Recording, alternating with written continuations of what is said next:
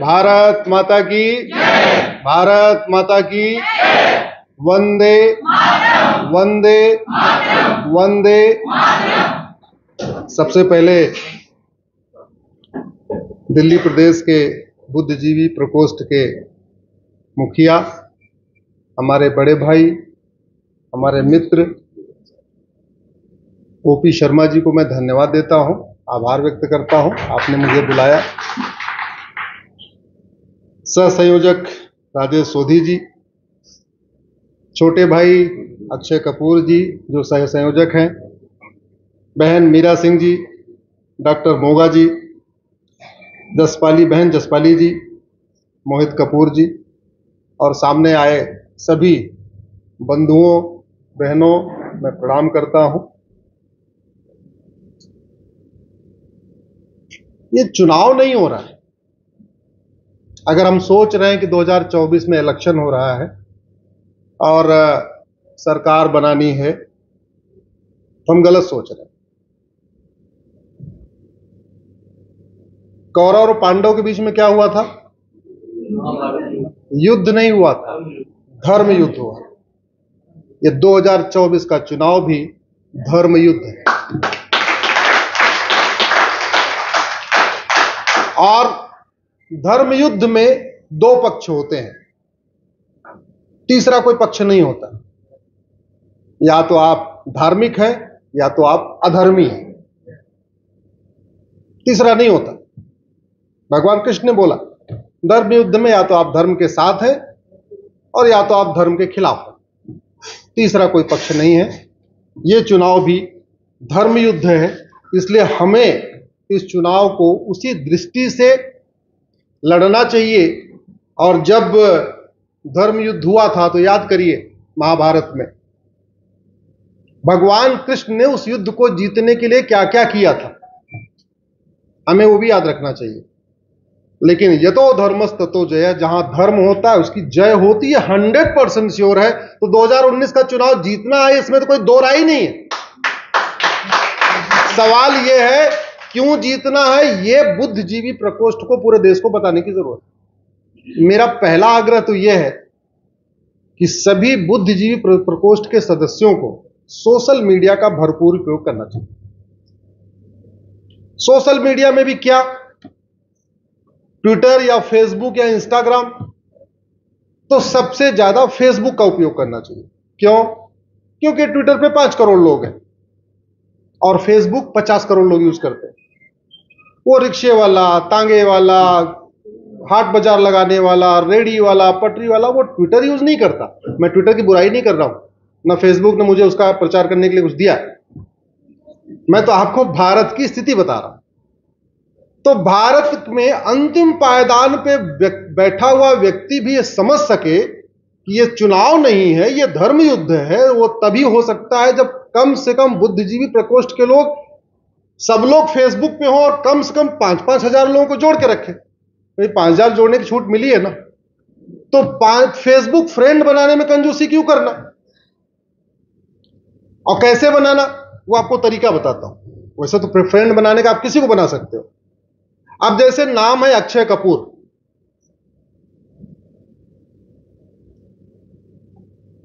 अब अक्षय कपूर सबको जोड़े, ठीक है, लेकिन अगर ये अक्षय नाम वालों को जोड़ेंगे तो सारे अक्षय इनकी बात बड़े ध्यान से सुनेंगे, या कपूर को जोड़ेंगे तो ध्यान से सुनेंगे। तो इनकी फर्स्ट प्रायोरिटी होनी चाहिए कि सारे अक्षय कपूर को फ्रेंड रिक्वेस्ट भेजें।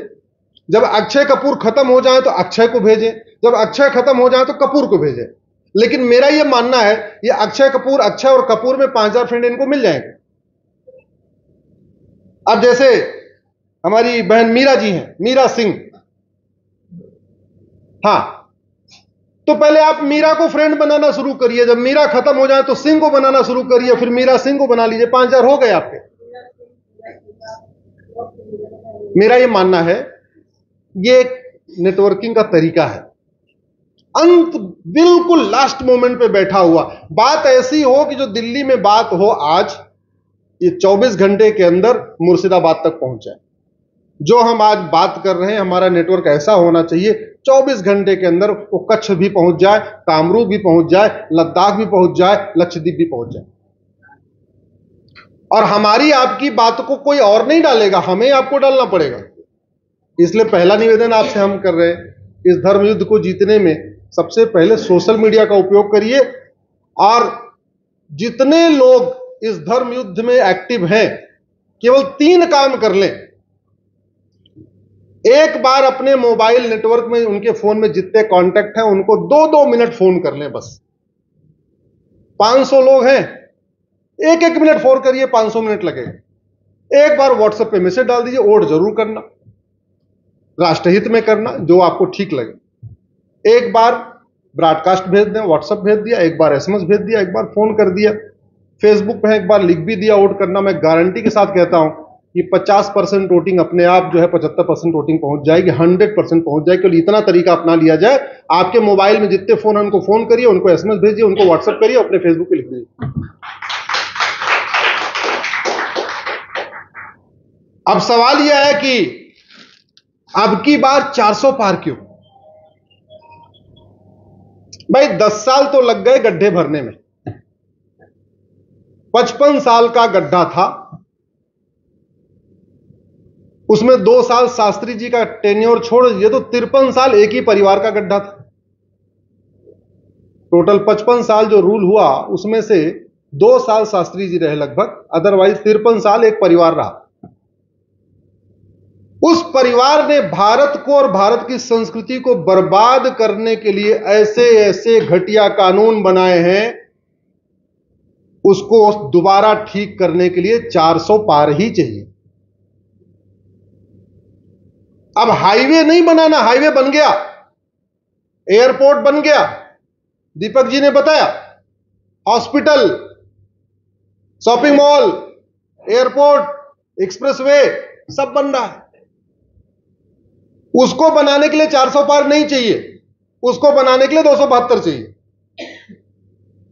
400 पार तो चाहिए भारत को बचाने के लिए, भारत की संस्कृति को बचाने के लिए, भारत की परंपरा को बचाने के लिए, भारत के ज्ञान विज्ञान को बचाने के लिए, भारत के त्योहार को बचाने के लिए, माताओं के मंगलसूत्र को बचाने के लिए, माताओं के सिंदूर को बचाने के लिए, बहन बेटियों की रक्षा के लिए, भारत में राम राज्य स्थापित करने के लिए, भारत को विश्व गुरु बनाने के लिए। और बड़े बड़े खेल हुए। अभी मैं आपसे सवाल पूछूंगा, सवाल मैं 50 पूछूंगा लेकिन उत्तर आपका एक ही होगा।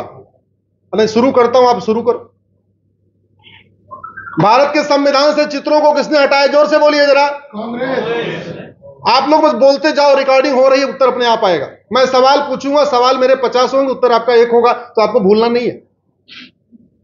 भारत के संविधान से भगवान राम, लक्ष्मण, कृष्ण, भगवान महावीर, गौतम बुद्ध, हनुमान जी, नटराज, छत्रपति शिवाजी महाराज, गुरु गोविंद सिंह, सबका चित्र किसने हटाया?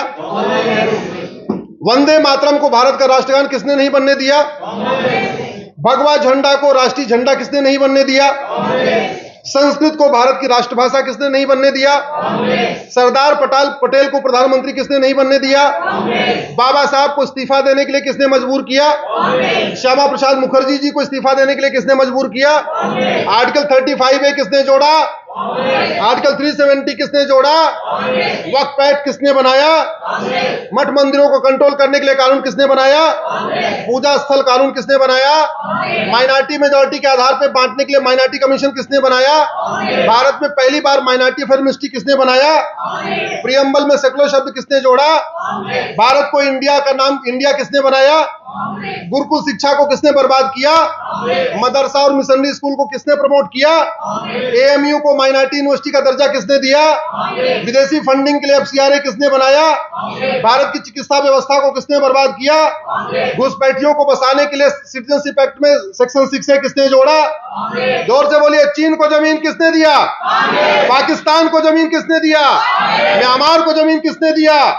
लंका को जमीन किसने दिया? परमानेंट यूएन की परमानेंट मेंबरशिप चीन को किसने दिया? जाति भाषा क्षेत्र के आधार पर हमें किसने बांटा? अगड़े पिछड़े के आधार पर किसने बांटा? गुलामी के नाम किसने बरकरार रखे? गुलामी के निशान किसने बरकरार रखे? गुलामी की कुरीतियों को किसने आगे बढ़ाया? गुलामी की कुप्रथाओं को किसने आगे बढ़ाया? गुलामी की भाषा को किसने प्रमोट किया? गुलामी की शिक्षा को किसने प्रमोट किया? गुलामी की न्याय व्यवस्था को किसने आगे बढ़ाया? गुलामी की व्यापार व्यवस्था को किसने आगे बढ़ाया?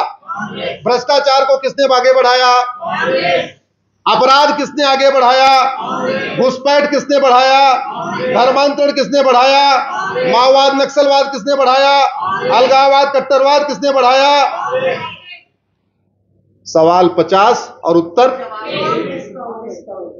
अब ये जो मैं आपको ठीक कह रहा हूं, इसको ठीक करने के लिए 272 नहीं चाहिए बल्कि 400 पार चाहिए। क्यों? क्योंकि कानून बनाने के लिए सिंपल मेजॉरिटी चाहिए होती है। संविधान में हुए जो गलत बदलाव किए गए उसको ठीक करने के लिए 2/3 बहुमत चाहिए लोकसभा में, 2/3 चाहिए राज्यसभा में। राज्यसभा में चूंकि 117 है तो इसलिए 2/3 तो हो ही नहीं सकता। तो दूसरा तरीका यह है कि ज्वाइंट सेशन बुलाया जाए, उस ज्वाइंट सेशन में 521 सांसद सपोर्ट करें। 521 चाहिए, राज्यसभा में 117, तो 521 - 117 हो गया 404। तो अब की बार इसलिए चाहिए 400 पार। और 400 पार कैसे आएगा? मैंने पहले बताया, मोबाइल को मिलाइए, अगले 2 दिन 3 दिन कोई काम मत करिए, केवल आपके फोन में जितने कॉन्टैक्ट हैं उनको फोन करना शुरू कर दीजिए, एसएमएस भेजना शुरू कर दीजिए। एसएमएस भी फ्री है, डाटा भी फ्री है, व्हाट्सएप मैसेज भेजना शुरू कर दीजिए, फेसबुक पे लिखना शुरू कर दीजिए। मैं गारंटी के साथ कहता हूं 400 पार हो जाए, 100% हो जाए। कैसे कैसे धोखा किया है